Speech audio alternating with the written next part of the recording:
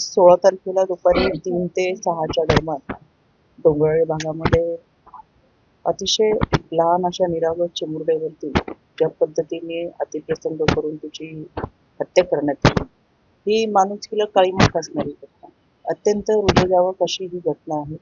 त्याचा मी जाहीर निषेध करते.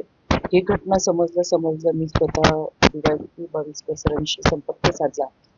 तोपर्यंत त्यांनी आरोपीला अटक केलेली होती आणि केवळ आरोपीला अटक करणं, कायद्याच्या चौकटीतून शिक्षा देणं हा भाग नाहीये, तर यामध्ये पोलीस तातडीने कारवाई करतीलच आणि ती कारवाई झाली देखील, म्हणजे गुन्हे दाखल झालेले पोक्सोचं असेल किंवा अगदी आरोपीला फाशीच्या शिक्षेपर्यंत घेऊन जाण्यासाठी गुन्हे दाखल झालेले आहेत.